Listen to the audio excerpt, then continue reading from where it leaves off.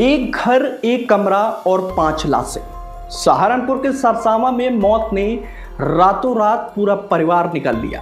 अमीर अशोक राठी, उनकी पत्नी, बूढ़ी माँ और 2 मासूम बेटे। सबके माथे पर गोली, खून से सना फर्श और 3 तमंचे। अशोक अक्सर एक साये की बात करते थे, एक ऐसा साया जो सिर्फ उन्हें ही दिखाई देता। उन्होंने उसे एक नाम भी दिया था, मौत का साया। वो डरते थे कि अगर वो मर गए तो उनके परिवार का क्या होगा। इसी खौफ में 3 कमरे वाले घर में भी पूरा परिवार एक ही कमरे में रातें गुजारता था। वारदात के बाद भी उसी कमरे में 5 की लाश मिली थी। चलिए आपको बताते हैं कि शासक बिहार कॉलोनी में रहने वाले अमीर अशोक राठी ने इस खौफनाक वारदात को अंजाम कैसे दिया।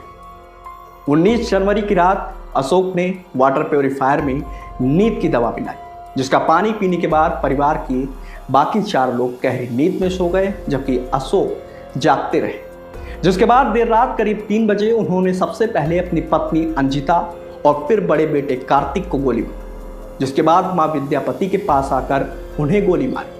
हालांकि तब तक छोटे बेटे देव पर नींद की दवा का असर कम हो गया था, इसलिए उसकी नींद टूट गई। वह उठ ही रहा था कि अशोक ने उसके ऊपर भी गोली चला दी।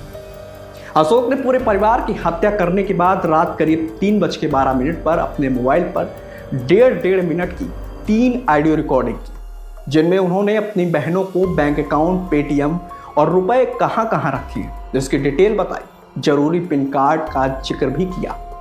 इतना ही नहीं, उन्होंने अपना और परिवार का अंतिम संस्कार गांव खारीबास में करने की बात कही। साथ ही प्रॉपर्टी को दोनों बहनों के बीच बांटने के लिए भी बोला। ऑडियो रिकॉर्डिंग करने के बाद अशोक ने बड़ी बहन के पास उसे भेज दिया, जिसके बाद अशोक ने पहले सीने में गोली मारी, फिर सिर में गोली मारकर मौत को गले लगा लिया। परिजनों के मुताबिक कोविड काल के बाद अशोक डिप्रेशन में चले गए थे। उनका चंडीगढ़ में इलाज चल रहा था। दोस्तों के मुताबिक अशोक अक्सर एक साये का जिक्र करते थे जो सिर्फ उन्हें ही दिखाई देता था, और वह उसे मौत का साया बोलते थे। इसी डर की वजह से घर में 3 कमरे होने के बावजूद रात में पूरा परिवार एक ही कमरे में सोता था। दरअसल अशोक को रात में ही वह साया दिखता था। एक कमरे में पूरा परिवार सोता था, बाकी के 2 कमरों में वह किसी को भी जाने नहीं देते थे।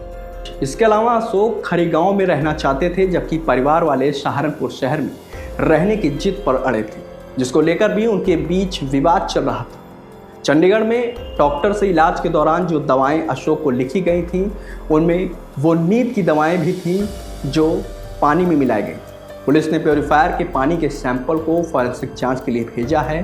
रिपोर्ट आने के बाद आगे की कार्रवाई की जाएगी। फिलहाल पुलिस कई और पहलू पर जांच करने में जुटी हुई है। बाकी अन्य परिजनों का रो रो कर बुरा हाल है। वहीं इस हत्याकांड और वारदात को लेकर पूरे इलाके में दहशत का भी माहौल बना हुआ है।